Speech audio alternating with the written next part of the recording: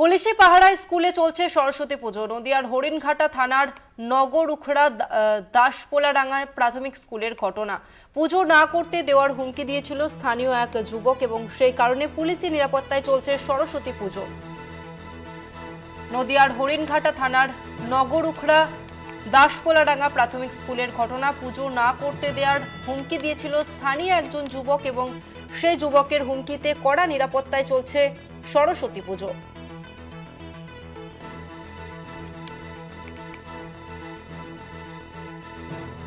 কলকাতার যোগেন্দ্রনাথ ল কলেজের পর এবার পুলিশি পাহারায় সরস্বতী পুজো চলছে নদিয়ার হরিণঘাটা থানার নগরুখড়া দাসপোলাডাঙ্গা প্রাথমিক স্কুলে। পুজো না করতে দেওয়ার হুমকি দিয়েছিল স্থানীয় এক যুবক এবং তার জেরেই কড়া নিরাপত্তায় চলছে সরস্বতী পুজো।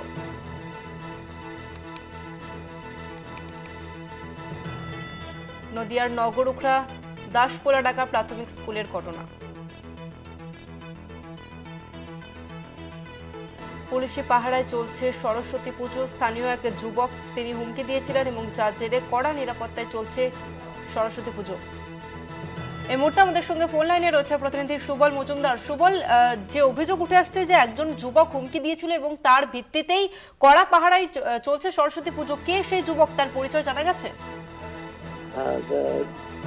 তসমিনা, যেটা জানা গেছে যে ওই যুবক ওই গ্রামেরই বাসিন্দা, তার নাম আলমিন, এবং তিনি ওই স্কুলের যে প্রধান শিক্ষক তাকে বলেছিলেন সরস্বতী পুজো করা যাবে না এবং তাকে হুমকিও দেয় বলে একটা অভিযোগ ওঠে। তারপরে তিনি এই ঘটনা যখন জানাজানি হয় তারপরে কিন্তু পুলিশ প্রশাসন এবং স্থানীয় প্রশাসন বসে, স্কুলের শিক্ষক, অভিভাবক এবং স্কুল কর্তৃপক্ষের সঙ্গে বসে। তারপরে তারা সিদ্ধান্ত নেয় যে এই স্কুলের সরস্বতী পুজো হবে এবং সেইভাবেই আজ কিন্তু পুরো পুলিশি প্রহরা এবং র্যাব নামিয়ে ওই স্কুলের গেটে বন্ধ করে ভেতরে শুধুমাত্র ছাত্রছাত্রীদের প্রবেশের অধিকার ছিল এবং তারপরে সেখানে পুজো সম্পন্ন হয়।